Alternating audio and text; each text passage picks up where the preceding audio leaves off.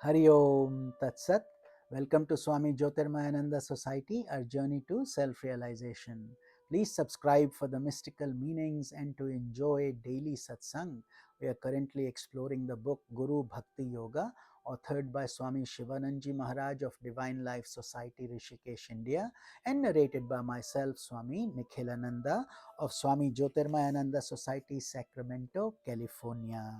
In today's satsang, we will discuss the different types of disciples, the classes of disciples.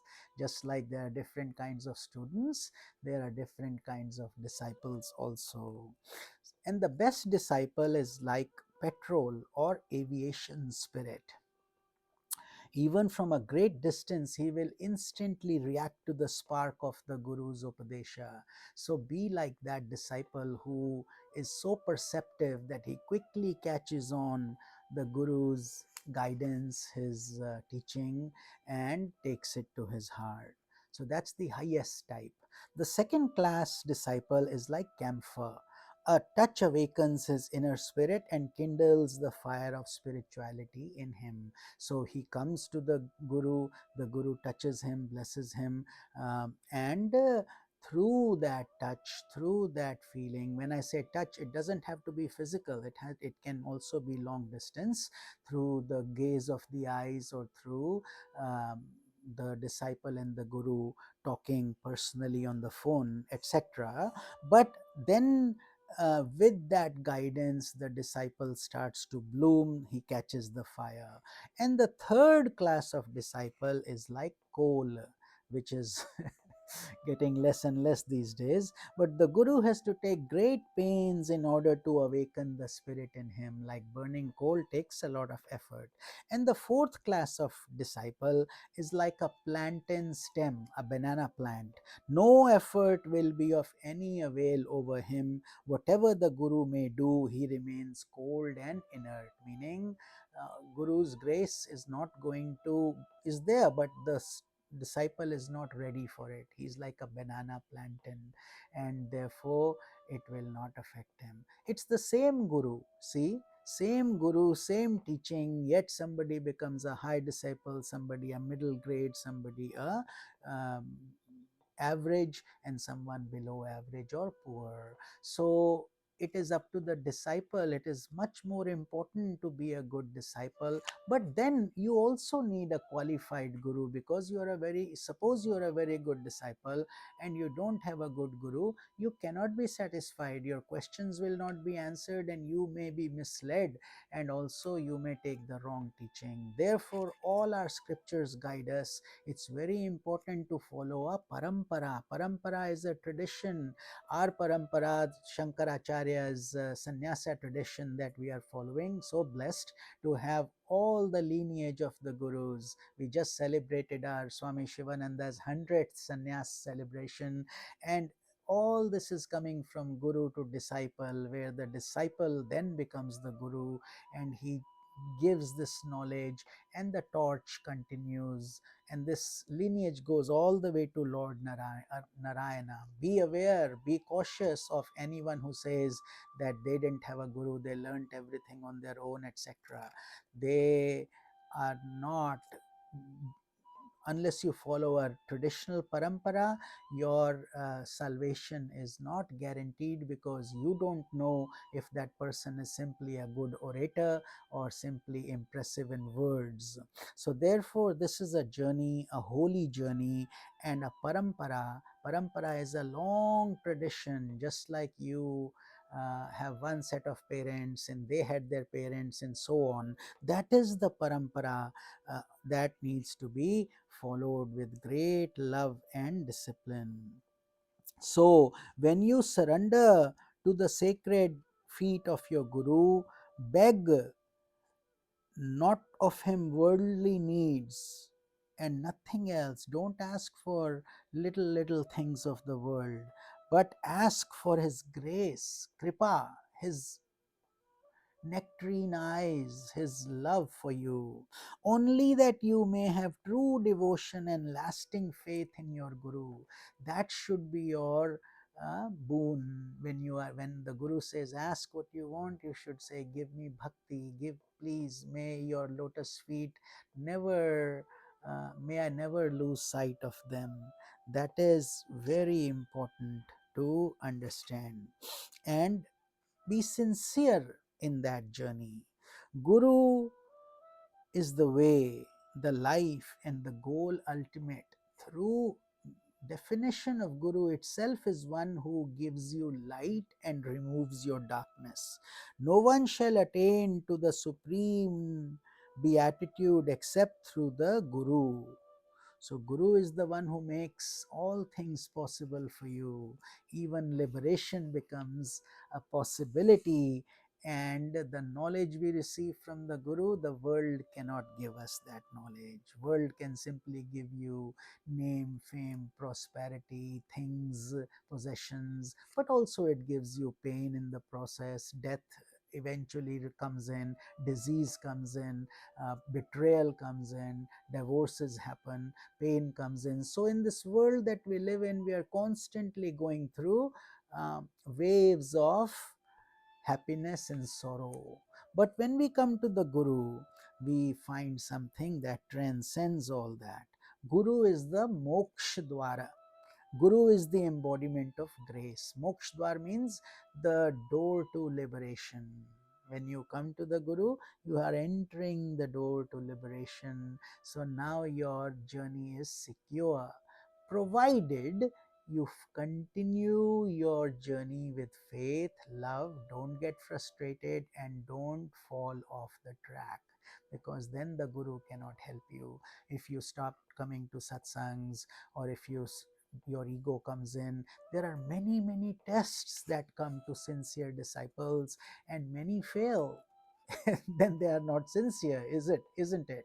If they fail, then, and if they, it's okay to fail, but to dust your pants and get up again and seek forgiveness and start. But if you fall off the tracks and you don't want to do anything about it, it is a sad story. Such devotees end up missing the boat that could have taken them to liberation. So, therefore, Guru's grace is always there. But the question is, are we a banana stem that will never catch fire, or are we camphor, or are we petrol that will pick up everything quickly? So, die to live. If you want to really live, don't let death bother you. It's simply another change of form. Die at the lotus feet of the Guru. What does that mean? Die means give up your everything, all your impurities, your possessions, your greed, your selfishness, your jealousy, your anger. Offer it all to the Guru and say, Guru, I need help. Please help me. And he will take it away. But you have to be sincere also. You have to be willing to share, give resources, and not hold on to everything as if this is going to be permanent. Nothing is permanent in this life, not your breath also. So the more you give in charity, the more dedicated you become, the more you help others, the more you spread the Guru's message, the better, the greater the Guru's grace upon you, the better your chances of spiritually ascending. So give up the ego and die. Just give it up. Don't let this ego obstruct you. It's this ego that continues to give us this identity of I am. Annihilate it, let it go. It's easily said, but that is the real sadhana. When our ego starts to melt down, and even when people say mean things, bad things, hurtful things, we simply view them as patients, as diseased, and we don't let it affect our personality. We don't get angry. That is the state of the guidance that the Guru wants us all to have. When you die, you may live again the true divine life.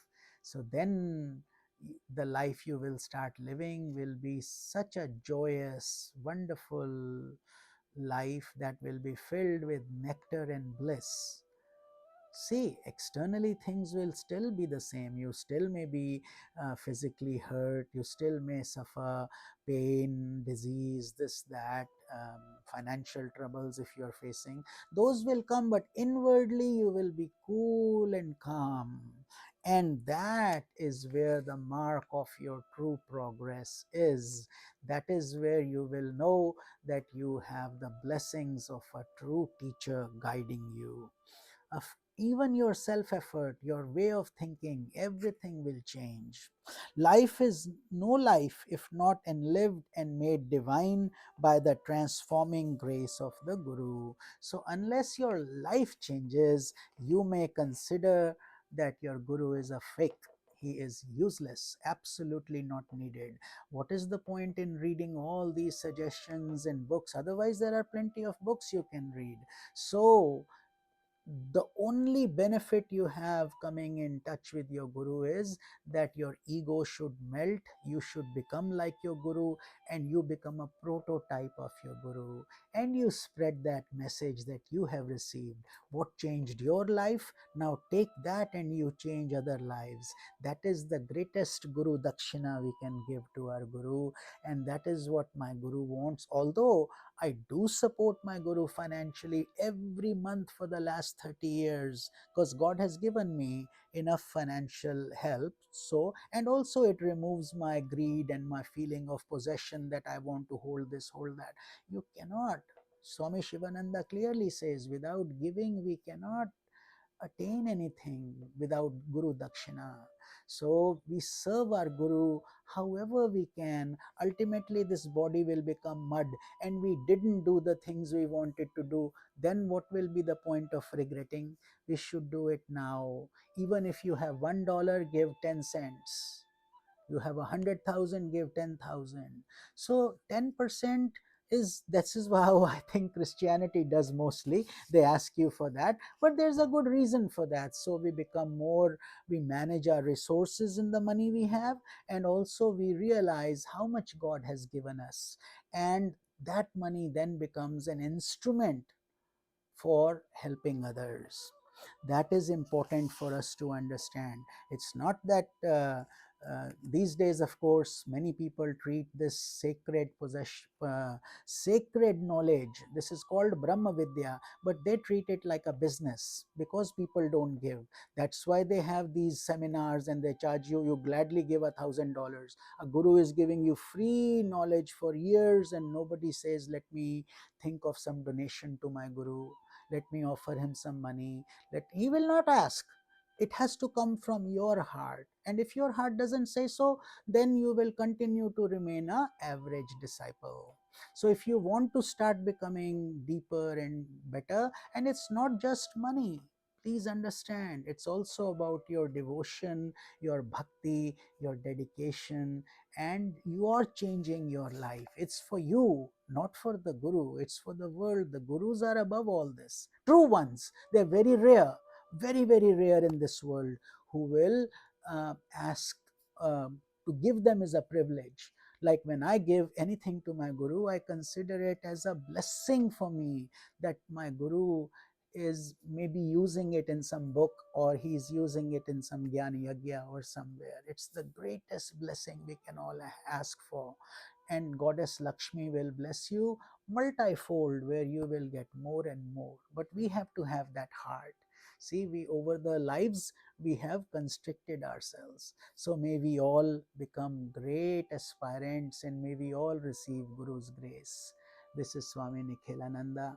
Hari Om Tat Sat.